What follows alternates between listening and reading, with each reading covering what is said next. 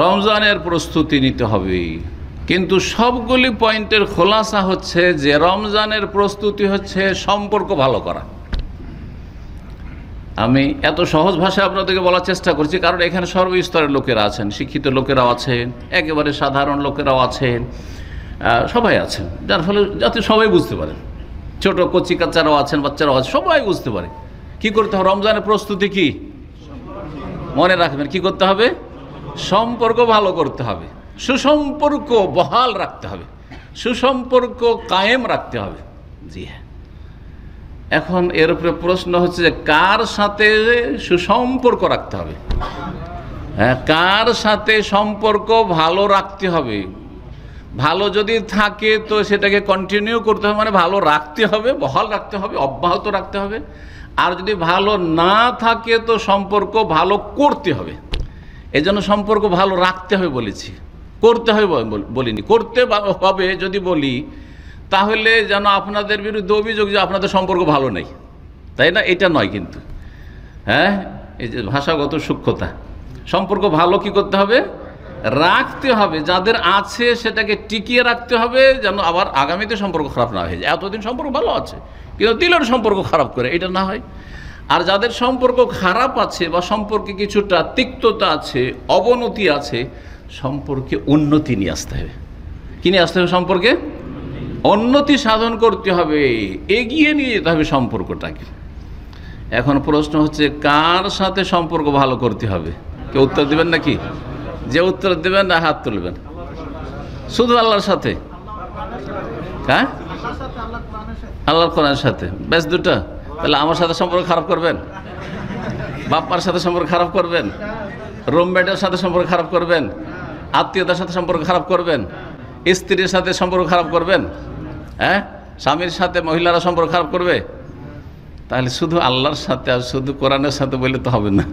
যদি আসল হচ্ছে ওইটাই, ঠিক আছে আপনাদের কথা, কিন্তু অসম্পূর্ণ। হ্যাঁ, আমি বলতে চাইব, এই জন্য বলি সম্পর্কটা ভালো রাখতে হবে। সম্পর্ক কী করতে হবে?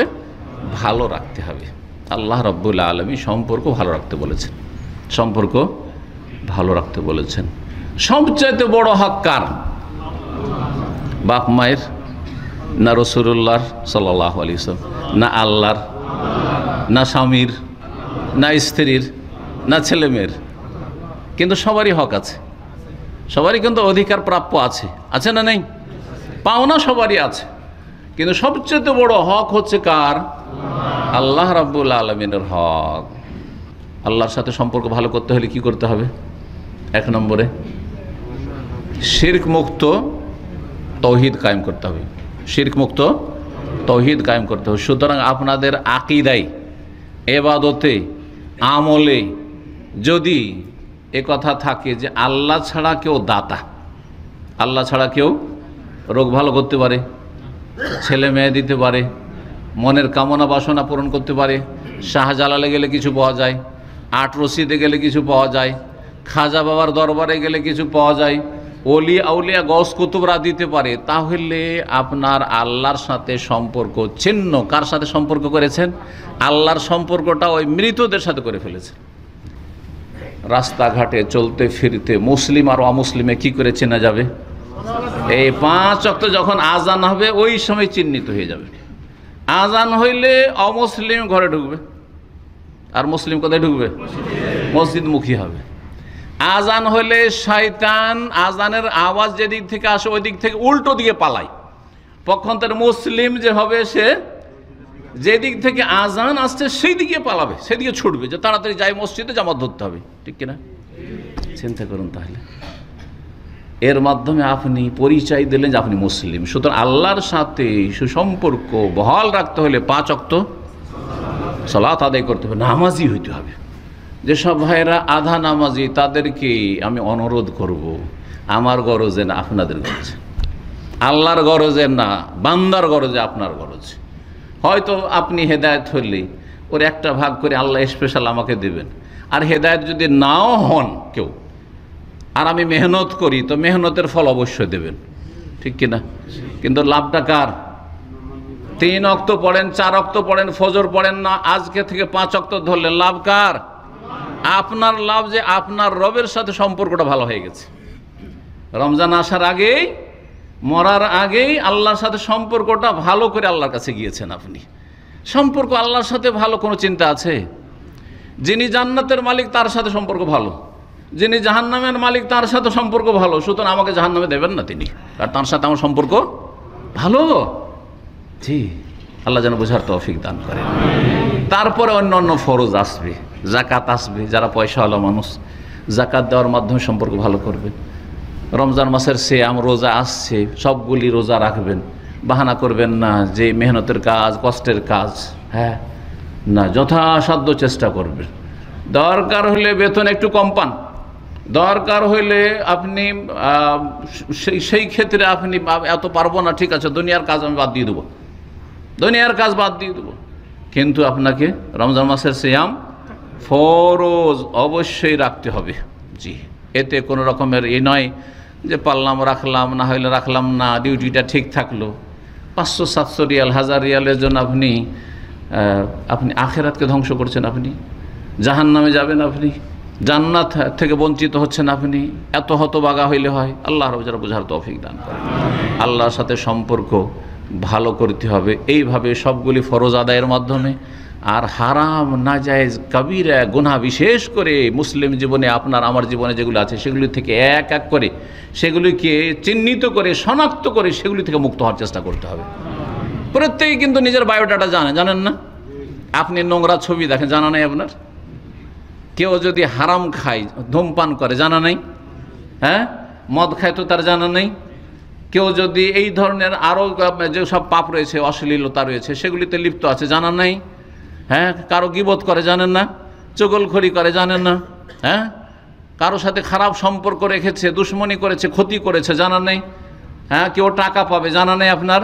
আমরা জানি না, কিন্তু আপনি জানছেন যে আমার কাছে এই পাওনা আছে। সুতরাং আল্লাহর সাথে সম্পর্ক বহাল করতে হবে, ইতিবাচক নেতিবাচক। আবার বলছি, যেগুলো ফরজ সেগুলি সবগুলি করার চেষ্টা করবেন, এতে কোনো কমতি করবেন না। আর যেসব হারাম না যায় সেগুলি থেকে মুক্ত হবেন। মুক্ত হবেন কিভাবে? মুক্ত হবেন কিভাবে? মুক্ত হবেন তওবার মাধ্যমে। তওবার মাধ্যমে, তওবার মাধ্যমে মুক্ত হওয়া, আর তার সাথে ইস্তেগফার করা। অতীতে গত দিনগুলিতে যে পাপগুলি হয়ে গেছে সেগুলোর জন্য আল্লাহর কাছে ইস্তেগফার, ক্ষমা চাইবেন। এটা হচ্ছে ইস্তেগফার। ইস্তেগফার মানে ক্ষমা চাও, ভুল করেছেন সেজন্য তো ক্ষমা চাও। আর তওবা মানে ফিরে আসা। এই ফিরে আসাটা কি? এটা হচ্ছে গুনাহ বন্ধ করে দেওয়া। 3টি কথা মনে রাখবেন। গুনাহ কি করা? বন্ধ করে দেওয়া, স্টপ। আর গুনাহ হবে না আমার দ্বারা, আর পাপ হবে না, আর আমি সিগারেট খাবো না, আর ফজর ছাড়বো না, ঠিক আছে না? আর সালাতে কমতি করব না, আর রোজাতে কমতি করব না, ফরজ ঠিক রাখবো। বন্ধ করলেন। আর 2 নম্বর, গুনাহ হয়েছে এর জন্য অনুশোচনা, অনুতপ্ত হওয়া, লজ্জিত হওয়া, আমি মুসলিম, চরম অন্যায় করেছি। জি, নিজেকে ধিক্কার দেওয়া, নফসে লাওয়ামা, নিজেকে মালামত করছেন, ধিক্কার দিচ্ছেন। জি। 3 নম্বর, আগামীর জন্য প্রতিজ্ঞা করা। আগামীর জন্য প্রতিজ্ঞা করা, এগুলোকে কি বলা হয়? এগুলোকে তওবার শর্ত বলা হয়। এগুলো কি বলা হয়? তওবার শর্ত কয়টি? 3টি। যদি আল্লাহর হক নষ্ট করেন সেই ক্ষেত্রে, আল্লাহর হকের ক্ষেত্রে, আল্লাহর হক থেকে ফিরে আসছে, নষ্ট করছিলেন আর নষ্ট করবো না, তাহলে 3টি শর্ত। মানুষের হক আছে, পাওনা আছে, মানুষের জুলুম করেছেন, স্ত্রীর উপর জুলুম করেছেন, অনেকে কিন্তু জুলুম করেন, স্বামীর উপর জুলুম করেছেন, প্রতিবেশীর উপর জুলুম করেছেন, কোনো অমুসলিমের জুলুম করেছেন, তাহলে কি করতে হবে? ক্ষমা নেওয়ার হলে ক্ষমা চাইতে হবে। আর যদি পেমেন্ট করার হয় তাহলে পেমেন্ট করতে হবে, পরিশোধ করে। টাকা পাবে আপনার কাছে, আর শুধু তওবা পড়ছেন হবে? ইস্তেগফার পড়ছেন হবে না? মোটে হবে না। সুতরাং এই কথাগুলি যেন মনে থাকে। আশা করি তওবার শর্তগুলি মনে থাকবে ইনশাআল্লাহ তাআলা। আল্লাহর সাথে সম্পর্ক ভালো হয়ে গেল। আল্লাহর পরে কার হক? রাসূলুল্লাহ সাল্লাল্লাহু আলাইহি ওয়াসাল্লাম হক। রাসূলুল্লাহ সাল্লাল্লাহু আলাইহি ওয়াসাল্লামের সাথে সম্পর্কটা ভালো করেন এবং ভালো রাখেন। ভালো রাখেন কিভাবে? সুন্নতকে আঁকড়ে ধরার মাধ্যমে, আর বেদাতকে পরিত্যাগ করার মাধ্যমে। যদি আপনাদের জীবনে বেদাত থাকে, বেদাতগুলো বাদ দিয়ে দেন। মিলাদ আছে, বাদ দিয়ে দেন। শবে বরাতে হালুয়া রুটি আর শবে বরাতের ওইসব অনুষ্ঠান আছে, বাদ দিয়ে দেন। শবে কাদার করেন, শবে বরাত বাদ দেন, ঠিক আছে না? নিয়ত পড়া আছে, বাদ দিয়ে দেন। জায় নামাজের দোয়া পড়া আছে, বাদ দেন। সম্মিলিত মোনাজাত করা আছে, বাদ দেন। কত বেদাত আছে না দেশে, মরার নামে বেদাত যদি থাকে ওগুলো বাদ দেন। তো বিদআতকে ত্যাগ করার মাধ্যমে আর সুন্নতকে শক্ত করে ধর নবীর তরিকায় চলার মাধ্যমে কি করবেন? রাসূলুল্লাহ সাল্লাল্লাহু আলাইহি ওয়াসাল্লামের সাথে সম্পর্ককে বহাল রাখবেন বা সম্পর্ক স্থাপন করবে যাদের সম্পর্ক খারাপ হয়ে আছে। সম্পর্ক তাহলে অনেকের খারাপ হয়ে আছে। যারা বেদাত করছেন তাদের সম্পর্ক নবীর সাথে খারাপ নেই। কার তরিকায় চলছেন? মিলাদ করছেন নবীর তরিকা, নিয়ত পড়ছেন নবীর তরিকা। তাহলে একটা হাদিসে দেখা, আসেন ঠান্ডা মেজাজে আসেন। আর যদি বলেন আমি নবীর তরিকায় নিয়ত পড়ছি, তাহলে একটা হাদিসে দেখান যে অমুক হাদিস আছে নাওয়াইতু আন আসুমা গাদান লাকা মিন শাহরি রমাদান, রোজা রাখার নিয়ত। একটি হাদিসে দেখান যে এসার নিয়ত, অমুক হাদিস আছে নাওয়াইতু আন উসাল্লি লিল্লাহি তাআলা আরবা রাকাতিন সালাতুল ইশায়ে মুতাওয়াজ্জিহা ইলাল কাবাতিশ শরীফাতে, আছে কোথাও? আছে? তো যদি না থাকে তাহলে নবীর তরিকা নাই। আর নবীর তরিকা হলে অবশ্যই হাদিসে থাকবে। নবীর তরিকা থাকলে হাদিসে থাকবে না? তাহলে ক্লিয়ার কথাবার্তা। যখন নেই তো বাদ দেন, আর নবীর তরিকাকে শক্ত করে ধরেন। নবীর তরিকা শিখতে হবে, জানতে হবে, মানতে হবে, আঁকড়ে ধরতে হবে, পালন করতে। আল্লাহ যেন তৌফিক দান করেন। নবী সাল্লাল্লাহু আলাইহি ওয়াসাল্লামের যদি সম্পর্ক ভালো হয়ে যায়, জান্নাত পাবেন না পাবেন না? সহিহ বুখারীর হাদিস, কুল্লু উম্মতি ইয়াদখুলুনাল জান্নাহ ইল্লা মান আবা, আমার উম্মতের সবাই জান্নাতে যাবে একমাত্র যে অস্বীকার করবে। একমাত্র যে অস্বীকার করবে। সাহাবীরা বলছে ইয়া রাসূলুল্লাহ, এটা কেমন কথা হলো? কে আবার জান্নাত যেতে অস্বীকার করবে? যাবো না জান্নাতে। যে কিলা মান আবা ইয়া রাসূলুল্লাহ, কালা মান আতানি দাখালাল জান্নাহ, যে আমাকে মানলো সে জান্নাতে গেল। আর যে ওমান আসানি, আমার নাফরমানি করলো, বিরুদ্ধাচরণ করলো, আমার বিরুদ্ধে চললো, উল্টো দিকে চললো, অন্য তরিকায় চললো, চিশতিয়া তরিকা, কথা বোঝা গেছে? নকশবন্দির তরিকা, অমোক তরিকা, নবীর তরিকা না অন্য তরিকার মুরিদ তারা, তাহলে ফাকাদ আবা, জান্নাতে যেতে কি করলো? অস্বীকার করলো। আশা করি বুঝতে পেরেছেন। তো আল্লাহর পরে কার সাথে সম্পর্ক ভালো করতে হবে? রাসূলুল্লাহ সাল্লাল্লাহু আলাইহি ওয়াসাল্লামের সাথে সম্পর্ক ভালো করতে। যদি রাসূলের সাথে সম্পর্ক ভালো করেন তো রাসূলুল্লাহ সাল্লাল্লাহু আলাইহি ওয়াসাল্লামের সাথে জান্নাতে যেতে পারবেন। রাসূলুল্লাহ সাল্লাল্লাহু আলাইহি ওয়াসাল্লামের শাফাআত পাবেন, সুপারিশ পাবেন। রাসূলুল্লাহ হওজে কাউসারের পানি পাবেন। পাবেন না পাবেন না? জি হ্যাঁ। 3 নম্বরে কার হক বলবেন? পিতামাতার। আল্লাহ রাব্বুল আলামিন কোরআনে কারীমের কয়েক আয়াতে আল্লাহর হকের পরেই বাপ মায়ের হকের কথা বলেছেন। তো নবীর হক কেন বলেননি? তো যদি কেউ প্রশ্ন করে তো 2 নম্বর তো আমরা নবীর হক বললাম, তো আল্লাহর পর নবীর হক কেন বললেননি, বাপ মায়ের কথা কেন বলেছেন? এই জন্যই যে আল্লাহর হকের মধ্যেই নবীর হক শামিল আছে। কারণ নবীর হক আদায় করা ছাড়া আল্লাহর হক আদায় হয় না। নবী সাল্লাল্লাহু আলাইহি ওয়াসাল্লামের হক আদায় করা ছাড়া আল্লাহর হক আদায় হয় না। কেন? কারণ ইবাদতের 2টো দিক আছে। এক আল্লাহর ইবাদত করতে হবে, আর এক রসুলের তরিকা ইবাদত করতে, তাহলে সেটা ইবাদত হবে। নামাজ পড়ছেন কার জন্য? আল্লাহর জন্য, কিন্তু তরিকা নবীর না, কবুল হবে? রোজা রাখছেন রমজান মাসের, আল্লাহর জন্য রোজা রাখছি, কিন্তু নবীর তরিকায় নেই, কবুল হবে? এই জন্য আল্লাহর হকের মধ্যেই রাসূলুল্লাহ সাল্লাল্লাহু আলাইহি ওয়াসাল্লামের হক শামিল আছে, আলাদা করে বলার কোনো প্রয়োজন করে না। সূরা নিসাতে আল্লাহ রাব্বুল আলামিন ইরশাদ করেছেন, মাইয়ুতির রাসূল ফাকাদ আতা আল্লাহ, যে রাসূল সাল্লাল্লাহু আলাইহি ওয়াসাল্লামের আনুগত্য করলো, যে রাসূলুল্লাহ সাল্লাল্লাহু আলাইহি ওয়াসাল্লাম মানলো, সে আল্লাহকে মানলো। সে কি করলো? আল্লাহকেই মানলো।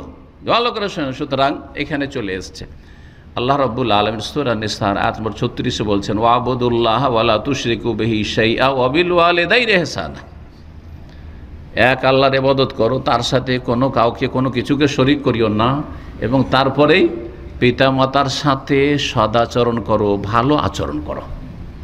আল্লাহ বলছেন সূরা বনী ইসরাঈলে, ওয়া কাযা রাব্বুকা আল্লা তা'বুদু ইল্লা ইয়াহু ওয়া বিল ওয়ালিদাইনি ইহসানা, আল্লাহর ইবাদত করো একমাত্র, তারপরে পিতামাতার সাথে ইহসান করো, সদ্ব্যবহার করো। জি, সুতরাং আমাদের যে বললাম যে রমজানের পরিস্থিতিতে কী করতে হবে? সম্পর্কটা ভালো রাখতে হবে, ভালো করতে হবে। যাদের বাপ মায়ের সাথে সম্পর্ক ভালো আছে সারা জীবন ভালো রাখতে হবে।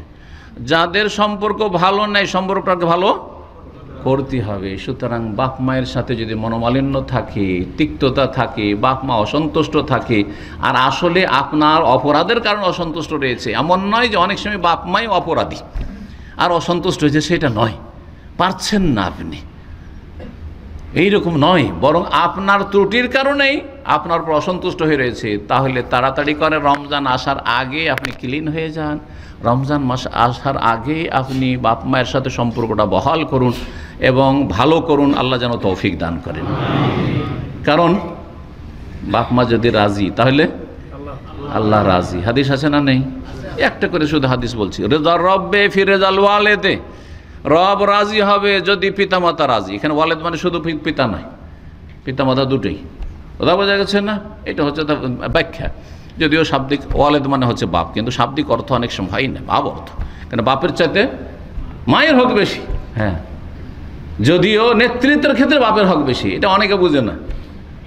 নেতৃত্বের ক্ষেত্রে বাপের হক বেশি। নেতৃত্বের মশলা যদি আসে তখন বাপ বলছে যে মাদ্রাসায় পড়তে হয়, মা বলছেন না স্কুলে পড়তে হয়, কোনটা শুনবেন? নেতাকে। আর রেজাল কাওয়ামুন, তখন বাপের কথা শুনতে হবে। কিন্তু ধরেন সদ্ব্যবহারের ক্ষেত্রে কার বেশি হক? হ্যাঁ, চিকিৎসা করতে হবে, আর চিকিৎসার ক্ষেত্রে দুইজনের চিকিৎসা করবেন, কিন্তু বেশি গুরুত্ব দিতে হবে কার? মায়ের গুরুত্ব দিতে হবে বেশি। কথা বোঝা গেছে? এটাকে অনেকে বুঝে না, মনে করে যে না না না না বাপ কি, মা যেটা বলছে সেটা শুনবো না। বাপ হুকুম করেওয়ালাকে বাপ, সুতরাং বাপের হুকুম শুনতে হবে। একমাত্র যদি অন্যায় হুকুম করে সেটা ভিন্ন বিষয়। তো বাপ মায়ের সাথে সুসম্পর্ক বহাল রাখতে হবে, সুসম্পর্ক যার নেয় সুসম্পর্ক কায়েম করতে হবে। আল্লাহ যেন তৌফিক দান করেন। ওয়া সাখাতুর রাব্বি ফি সাখাতিল ওয়ালিদে, আর রব অসন্তুষ্ট হয়ে যাবেন, নারাজ হয়ে যাবেন যদি বাপ মা অসন্তুষ্ট থাকে, নারাজ থাকে। আল্লাহ যেন বাপ মাকে রাজি রেখে দুনিয়া থেকে বিদায় করার তৌফিক দান করেন। আর এটা বলা খানিকটা ভুল, কারণ দুনিয়া থেকে বিদায় করার তৌফিক দান করে তার মানে আমি থাকতে চাইছি, বাপ মাকে আগে বিদায় করতে চাইছি, এটাও নয়। কিন্তু উদ্দেশ্য এটা নয়। জি সবসময় স্বাভাবিক, এটা প্রাকৃতিক মতে সাধারণত এরকমটাই হয়ে থাকে, সেই জন্য বলছি আর কি। জি, তারপরে পিতামাতার পরে আসবে আত্মীয় স্বজন, তারপরে আসবে পাড়া প্রতিবেশী, আত্মীয় নয় অনাত্মীয় কিন্তু প্রতিবেশী। তাদের সাথে সম্পর্ক কি করতে হবে?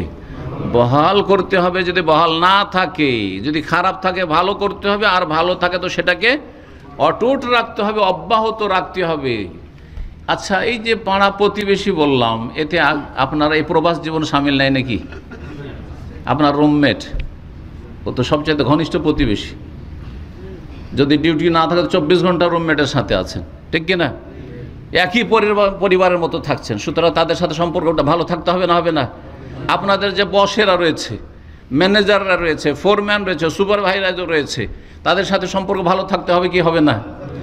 যেমন ওপরে যারা আছে তাদের সাথে সম্পর্ক ভালো থাকতে হবে, ঠিক তেমনি ওপরের ভাইদেরকে বলবো যারা নেতৃস্থানীয়, যারা কর্মকর্তা দায়িত্বশীল রয়েছেন, তাদেরও সম্পর্ক অধীনস্থ গরিবদের সাথে ভালো থাকতে হবে। এই নয় যে ওপরের তো খুব জি হুজুর সার করে খুব শ্রদ্ধা চান, কিন্তু আপনার আন্ডারে যারা কাজ করছে তাদের উপর জুলম অত্যাচার করছেন, তাদেরকে শান্তিতে থাকতে দিচ্ছেন না। যদি শিথিলতা করে, দিনের 1 দিনের বেতন কেটে, 1 ঘন্টা লেট করে আসছে 5 দিনের বেতন কেটে, জুলুম কিনা? আরে যতটা অপরাধ করবে ততটা শাস্তি দেবেন, ঠিক কিনা? যতটা অপরাধ করবে ততটা শাস্তি দেবেন। তো এইভাবে আমরা প্রত্যেকেই একজন অপরজনের সাথে সম্পর্ক কি করব? ভালো রাখবো, আর ভালো না থাকলে ভালো করব। নবী করিম সাল্লাল্লাহু আলাইহি ওয়াসাল্লাম বলেছেন, সপ্তাহে কয়দিন আল্লাহর কাছে আমলনামা পেশ করা হয়? 2 দিন। কি বারে? সোমবারে আর বৃহস্পতিবারে। সবার আমলনামা উন্নীত হয়, ওপরে নিয়ে যাওয়া হয়, আসমানে নিয়ে যাওয়া হয়। কিন্তু এক শ্রেণীর লোকের আমলকে আকাশের নিচে রেখে দেওয়া হয়, যেতে দেওয়া হয় না। তারা কারা? যাদের আপোষে শত্রুতা আছে, সম্পর্ক খারাপ আছে, এখনো তাদের মীমাংসা হয়নি, মিলে যায়নি, এই রকম লোকদের, তাদের সম্পর্কে কি বলেন আল্লাহর পক্ষ থেকে? কি বলা হয়? আল্লাহ রাব্বুল আলামিন কি বলেন? আল্লাহর ফেরেশতারা কি বলে? আল্লাহর পক্ষ থেকে ফেরেশতাদেরকে বলা আনজেরা হাজাইনে, এই যে দুইজনের লড়াই করেছে, ঝগড়া করেছে, এই দুইজনে মনোমালিন্য হয়ে আছে, এদেরকে সময় দাও, এদের আমল নামাগুলি নিচেই রাখো। হাত্তা ইয়াস্তালিহা, যতক্ষণ পর্যন্ত আপোষে এরা মীমাংসা না করে নিবে ততক্ষণ পর্যন্ত এদের আমলগুলো নিচেই রাখো, ওপরে আসবে না। কথা বুঝতে পেরেছেন? তাহলে চিন্তা করুন, যদি আপনার রুমমেটের সাথে সম্পর্ক খারাপ থাকে, তাকে কষ্ট দিয়ে থাকেন, ক্ষমা নিতে হবে না হবে না? সে যদি কষ্ট দিয়ে থাকে আপনার কাছে ক্ষমা নেবে। আর যদি ক্ষমা না, অনেকে নালায়েক আছে, নিজেই জুলুম করবে আর নিজেই বাড়াবাড়ি করবে, আবার ও ক্ষমা কখনো ছোট হবে না। তাহলে কম পক্ষে আপনি একজন মুসলিমকে, সে জালেম হলো, সে মুসলিম কিন্তু কাফের হয়ে যায়নি, ঠিক না? জুলুম করেছে, মুসলিম হিসাবে তার সাথে সম্পর্ক ভালো রাখার চেষ্টা করবেন। আর সেই চেষ্টাটা হবে সালাম দিয়ে। নবী সাল্লাল্লাহু কি বলেছেন? ওয়া খায়রুহুমাল্লাযী ইয়াবদাউ বিসসালাম। দুইজনে যদি দ্বন্দ্ব হয়, মনোমালিন্য হয়, কেউ কারোর সাথে কথা বলতে চাইছে না বা একটু তিক্ততা আছে, ওই দুইজনের মধ্যে কে বেশি ভালো? যে আগে সালাম দিতে পারবে। দেখা হলো সামনাসামনি, মসজিদে আসছে যাচ্ছে অথবা রুমে ঢুকছে, সালাম আলাইকুম, সাথে সাথে শেষ, সাথে সাথে শেষ। মদিনা ইউনিভার্সিটিতে সৌদি ছেলেদের সাথে রুমমেট হিসাবে থেকেছি আমি, 2-3 বছর থেকেছি। প্রথম দিকে 2-3 বছর আমি সৌদিদের সাথে থেকেছি, লাস্টের দিকে বিদেশিরা আরও কয়েকজন ছিল।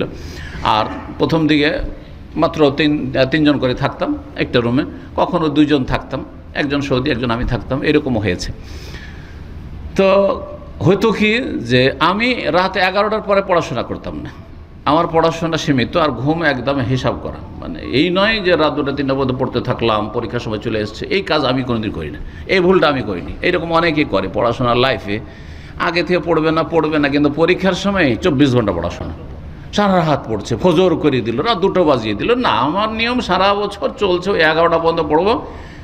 এই ক্ষেত্রে যখন একাধিক লোক এক রুমে থাকি, তখন একটা ইত্তেফাকে আসতে হবে, এটা সমঝোতায় আসতে হবে। সেটা কি, যে ভাই 11টাতে লাইট বন্ধ করে দেবো, তোমার যদি পড়ার লাগে তুমি বাইরে চলে যাবে বা হলে চলে যাবে, মসজিদে লাইট জ্বলছে অথবা বিভিন্ন জায়গায় লাইট জ্বলছে, সেগুলিতে গিয়ে পড়াশোনা করবে। কিন্তু এখানে রুম রাত 11টায় যে কোনো ব্যক্তির অধিকার আছে কি করার, লাইট বন্ধ করে দেওয়ার, ইত্তেফাক আগে থেকে করা আছে। তারপরও কিছু লোক আচ্ছা চলি 15 মিনিট 20 মিনিট দেখি আর একটু পড়ে নি, চলতে আছে, 11:30 বেজে যাচ্ছে, তখন আর জিজ্ঞাসা করি নয়, বন্ধ করে দিলাম। হ্যাঁ, একটু মনটা খারাপ হবে, কিন্তু মানুষ তো কী হবে, মনটা খারাপ হবে না? যে আমি বই খুলে পড়ছিলাম আর তারপর ভট করে বন্ধ করে দিই, যদিও কিন্তু আধা ঘন্টা লেট হয়ে গেছে, কিন্তু মানুষের এটা স্বভাব, একটু মন খারাপ হয়। এ মন খারাপ হলে সাথে সাথে দেখতাম সুবহানাল্লাহ, শুধু আমি না, আমার চেয়ে ভালো ভালো আখলাকের দিক দিয়ে ছেলে আছে, এসে একটু পরে ওর মনটা খারাপ হয়েছে, কিন্তু সাথে সাথে সাথে রুম থেকে উজু করে আসলে, আসার পরে বলছে সালাম আলাইকুম, শেষ, সালাম আলাইকুম, তারপরে সব শেষ, ব্যাস ফের স্বাভাবিক হয়ে গেল। কথা বুঝতে পেরেছেন না? কারণ সালাম মানুষের মাঝে কি করে, মহাব্বত পয়দা করে, ভুল বুঝাবুঝি দূর করে।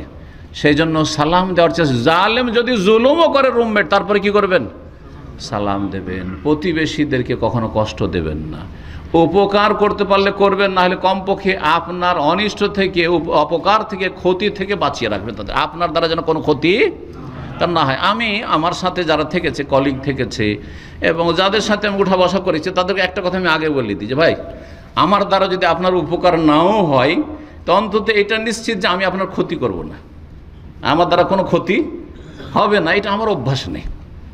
আপনার ত্রুটি থাকলে আপনার রব আপনার হিসাব নেবে, আপনার যদি কোনো দোষ ত্রুটি থাকে আল্লাহ 2-4 দিন ছাড়বেন, তারপর আল্লাহ ধরবেন, কিন্তু আমি আপনার ক্ষতি করব কাউকে বললে, হ্যাঁ, এটা আমার স্বভাব না, এটা ছোট কাজ মনে করি, আমি এই কাজ করি না। বাকি কথা হলো যে আপনার উপকার হয়তো নাও হইতে পারে আমার দ্বারা, কিন্তু ক্ষতি হবে না আমার দ্বারা, আলহামদুলিল্লাহ, দিলটা সাফ আছে, অন্তরটা কি আছে, সাফ আছে, আমি কারো ক্ষতি করিনি। জি, আল্লাহ যেন তৌফিক দান করেন। প্রতিবেশীর এত বেশি হক রয়েছে, এত বেশি হক রয়েছে যে নবী করিম সাল্লাল্লাহু আলাইহি ওয়াসাল্লাম বলেছেন যে মা জালা জিবরিল ইউসিনি বিল জার, যখনই জিবরাইল আসে আমাকে শুধু প্রতিবেশীর কথা বলে, প্রতিবেশীর খেয়াল রাখেন, রাসূলকে বলছেন সাল্লাল্লাহু আলাইহি ওয়াসাল্লাম, ইউসিনি বিল জার, প্রতিবেশীর খেয়াল রাখেন, প্রতিবেশীর খেয়াল রাখেন। হাত্তা জানান্তু আন্নাহু সাইওয়ারিসু, মনে হলো যে প্রতিবেশীকে আমার ধন সম্পদে ভাগীদার বানিয়ে দেবে, অংশীদার বানিয়ে দেবে। কথা বুঝতে পেরেছেন? এত গুরুত্ব দিতে। তার আগে একটি কথা বলে শেষ করে দেবো, কারণ আমার সময় বেলা হয়ে গেছে, 1 ঘন্টা কাছে আসছে। একেবারে কাছের সম্পর্ক আর দূরের দিকে যা, যে কোনো মানুষের সাথে সম্পর্ক কি করতে হবে, ভালো করতে। এর মাধ্যমে রমজানের প্রস্তুতি, এর মাধ্যমে কি রমজানের প্রস্তুতি। কিন্তু ঘর থেকে শুরু করি। যদি স্ত্রীর ওপর জুলম হয়ে থাকে, আপনি অহংকার নিয়ে আসবেন অন্তরে যে আমি স্ত্রীর কাছে কি করে মাফ চাইবো, মাফ চাইবেন, ক্ষমা চাইবেন, আপনি কিছু হাদিয়া গিফট দিয়ে রাজি করে দেবেন আপনি। কারণ নবী করিম সাল্লাল্লাহু আলাইহি ওয়াসাল্লাম বলেছেন আল্লাহর এতে সন্তুষ্টি পাবেন এবং নবী সাল্লাল্লাহু আলাইহি ওয়াসাল্লামের হুকুম পালন হবে। ইস্তাউসু বিন-নিসায়ে খায়রান, তোমরা নারীদের ক্ষেত্রে আমার থেকে ভালো উপদেশ নাও। নারীদের ক্ষেত্রে, স্ত্রীদের ক্ষেত্রে আমার থেকে কি নাও, ভালো নসিহত উপদেশ নাও, যে আমি তাদের সাথে সদাচরণ করতে বলছি, ভালো ব্যবহার করতে বলছি, আচার আচরণ করতে বলছি। নবী সাল্লাল্লাহু আলাইহি ওয়াসাল্লাম আরো বলেছেন সবচেয়ে ভালো মানুষ কে, খায়রুকুম খায়রুকুম লি আহলি, যে স্ত্রীর কাছে ভালো মানুষ, স্ত্রীর কাছে যে ভালো মানুষ। ওয়া আনা খায়রুকুম লি আহলি, আমি আমার স্ত্রীর কাছে ভালো মানুষ। সেই জন্য স্ত্রী আপনাকে যদি খারাপ বলে তার মানে আপনি খারাপ মানুষ। একমাত্র খারাপ স্ত্রী হয় সেটা আলাদা কথা, কিন্তু যদি মোটামুটি ভালো স্ত্রী হয় তাহলে স্বামীকে সবচেয়ে বেশি ভালোবাসে। সুতরাং স্ত্রীর যেন জুলুম না হয়। এইরকমই বোনদেরকে বলবো, যদিও এখানে নেই তারা, কিন্তু আমার কথা শুনবে, যাদের সম্পর্ক স্বামীর সাথে খারাপ, স্বামীকে কষ্ট দিয়ে থাকে, সম্পর্ক ভালো করুন। কি করুন? রমজান মাস আসার আগে সম্পর্ক ভালো করুন। আল্লাহ রাব্বুল আলামিন যেন তৌফিক দান করেন। আল্লাহর সাথে সম্পর্ক ভালো করুন, তারপরে রসুলের সম্পর্ক ভালো করুন সাল্লাল্লাহু আলাইহি ওয়াসাল্লাম, বাপ মায়ের সাথে সম্পর্ক ভালো করুন, স্ত্রী স্বামীর সাথে সম্পর্ক ভালো করুন, হ্যাঁ স্বামী স্ত্রীর মাঝে, পাড়া প্রতিবেশী আত্মীয় স্বজনদের সাথে সম্পর্ক ভালো করুন। যেই সমাজে বাস করছেন মুসলিম অমুসলিম তাদের সাথে সম্পর্ক যদি খারাপ থাকে ভালো করুন, আর ভালো থাকলে ভালো রাখুন, আজীবন ভালো রাখুন। আল্লাহ যেন তৌফিক দান করেন। এখানে আজকের আলোচনা শেষ করছি। আল্লাহ রাব্বুল আলামিন যেন কথাগুলি কবুল করেন এবং কথাগুলি আপনাদের অন্তরে আল্লাহ যেন নামিয়ে দেন এবং আমাদের প্রত্যেককে আপন আপন জায়গা থেকে সার্বিক জীবনে সংশোধন করার জন্য তৌফিক দান করেন এবং আল্লাহ রাব্বুল আলামিন আমাদের নেক আমল কবুল করেন।